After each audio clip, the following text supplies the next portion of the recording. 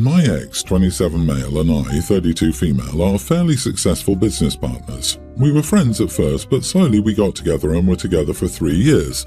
I made it clear I have no desire for sex. I had a bad experience in the past when I gave birth to my daughter, pre-tween, whom I love very much. My ex understood and said he wanted to be with me. I was madly in love and thought I'd finally met my match.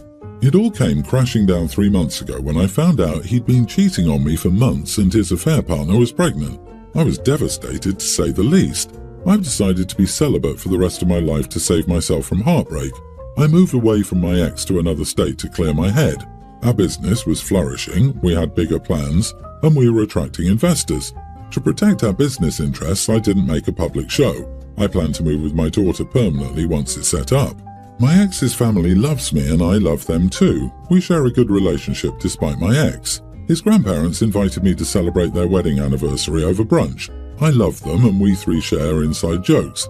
Ex and his now pregnant girlfriend were present, but I managed to avoid them mostly.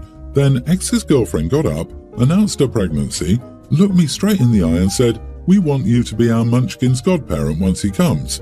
I was awkward, anxious and straight up angry. I snorted and laughed to keep my appearance. Well, the sound I made was halfway between horse spraying and ugly crying and said, "Oh, you don't want that, I'm moving away. The baby needs someone who can be around." The party went silent and the mood definitely changed. I left in the next 40 minutes. My ex has been blowing up my phone and calling me selfish that I didn't consider the grandparents' feelings and ruin their day. They're all very upset about how the party turned out. His girlfriend is embarrassed and has been crying. I asked him why he put me in that situation and he said his grandparents were very upset that I wouldn't be part of the family anymore. So his girlfriend thought making me their baby's godparent would somehow make them happy? I've stopped responding, but I do feel guilty for ruining grandparents' party. Maybe I should have dealt with it in private. I love them and I don't want this to be our last moment. Am I the idiot for refusing to be the godparent of my ex's baby? You are out of your damn mind to ask me that. Were you raised by baboons? Godparent of the affair baby, for God's sake? Stop talking to this person because only a complete Nimrod would think this was a good idea. And you're not the idiot. In fact, I think you were very discreet. You use your moving away as the reason to say no. LOL, they thought they could put you on the spot into accepting and legitimizing their affair in the eyes of the family, and they're angry you didn't play along. Screw them. They were classless, tacky idiots all the way, and now they have the guts to say you're being selfish. They're the ones who upset his grandparents, not you. Also, sounds like his grandparents aren't thrilled about having a home wrecker in the family. They are classless, tacky idiots who hijacked his grandparents' anniversary dinner with their announcement and request. The nerve asking you to be a godparent to their unborn baby when your ex cheated on you with her. It's so wild that people do this. The disrespect. People who weaponize peer pressure by using public surprise requests like this are manipulative idiots. And this behavior has clearly been far too long considered acceptable. Exactly. Even in normal circumstances, I feel that is usually a private conversation. Like it's very personal, not something you'd ask over dinner in normal circumstances. Yet wedding anniversary? OP, you know you were right because you followed precisely what your heart told you to say. You're only writing this because of the gaslighting going on, which makes you doubt your own reality. If you feel bad for the grandparents, then call them directly and apologize, but stand by that you do it again. If your ex will gaslight you and guilt trip you even before the baby is born, maybe it's best to split up the business. The business in another state is yours and the business in this state is his. After you take your share, of course, and have a lawyer draw an airtight contract. Your ex is a cheater. One who cheats in marriage will cheat in business. You were friends. You're just civil acquaintances now. What's next? They'd ask you to be maid of honor at their wedding? What a tacky pair of morons they are. I, 20 female, have been with my boyfriend for almost 3 months. I just started staying at his apartment recently for overnights. He's my first real boyfriend. I live at home with my family and we're very open. I mostly walk around in a shirt and my underwear, and it's not an all-girls household. I have a dad and 2 brothers, ages nearly adult and mid-teen. I also did it growing up and I also have an older brother. If guests stop by unannounced growing up, so be it. They'd see us in our bedwear. It's normal for me and I guess I expected other people to do it.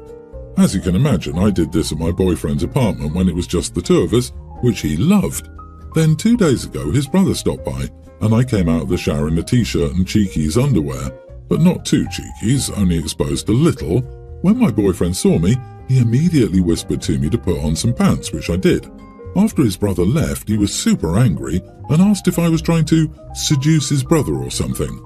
I told him I didn't mean anything by it, just that I walk around like this at home, and he said, well, not at his home and not when we have guests. He told me I looked like I was trying to strut it for his brother. I apologized, but he was super upset and went to sleep early, which isn't like our regular sleepovers since I stay over so rarely. It's been 3 days and he hasn't asked me to sleep over again. Am I the idiot? Edit, I didn't know he was stopping by, but I heard him while in the shower, so I knew he was there. You heard his brother was there and you still got cheeky. No pun intended. I'm going to say you are the idiot. While you might be comfortable with this at home, you have to have some common sense to understand you're not at your own home. You were aware his brother was there, and no, it's not normal to prance around in your underwear in front of guests.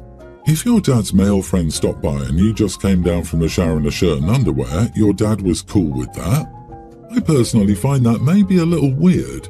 I understand growing up around family doing that and how that may be okay, but whenever anyone came round who wasn't immediate family to visit, pants on. It was more a respect thing too. I mean, wow.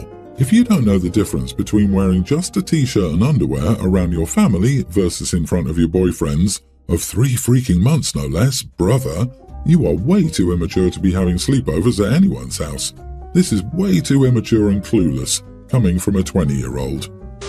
I, 37 male, have 2 children, my son, a young teen, and my daughter, mid-teens. My wife was the one who came up with the names of our kids, as I never had strong opinions on a baby name. My wife decided to name our son after her great-grandfather. I never questioned it and never bothered to learn much more about him, which, looking back, was a mistake. A few months ago, our son was at a party with his friends from baseball and they were sharing TikTok with each other. One of the boys shared a TikTok about an almost name. Basically like it sounds, what your parents almost named you. One of my son's friends asked about my son's name, and he mentioned who he was named after. The boy decided to type the name into Google and scroll through the results until he found something interesting. My wife's great-grandfather was a state legislator in the southern US before the Civil Rights era. As you may have guessed from that, he was a segregationist and voted in favor of bills to maintain segregation. When we picked up our son from the party, he started to yell at us and we had to calm him down. We asked why we would name him after a bad guy like his great-grandpa. This started arguing in the car, and we discussed it when we got home later that night. Our son told us he talked to his friends and was changing his name, which was final. My wife was a bit upset. She grew up here in the South, while I'm originally from a hippie little town in New England. My wife has become a lot more accepting since we met, but this was still a bit hard for her. She eventually accepted it though and moved on. We now refer to a name chosen by our son with the help of his friends. His classmates at school have started to use it, and while he's had some issues, it hasn't been terrible. One of my son's friends is a trans boy and he has had it worse, though my son and his other friends always work on protecting the boy from bullying. My son's new name is one he's proud of and named after someone he looks up to. Recently he got some items with his new name, like a men's necklace and a sign in his room. The issue is, a few days after he got the items with his new name, 2 weeks ago, our daughter ruined them by breaking the chain on the necklace and banging his sign. Our daughter doesn't like the name change, saying her brother is just being a sensitive zoomer and something about boys being too weak these days. Our daughter has said edgy stuff like this in the past year or so, even when we condemn her. As the result of the damage, my wife and I told her we were suspending her allowance until the price of the damages was paid back. Our daughter is saying we're unfair to her and has apologized for what she did. My wife went on her Facebook moms group to ask for help and most of the moms agreed we were too hard on her. Am I the idiot? Not the idiot. Your daughter purposefully broke items meaningful to her younger brother because she disagreed with something that had no actual impact on her. Suspending her allowance to pay for replacements is a perfectly fair and logical consequence. As a teen, she must understand that apologizing doesn't make everything go away. She committed vandalism. The consequence of vandalizing someone else's property is that you have to pay restitution. This is an entirely normal consequence.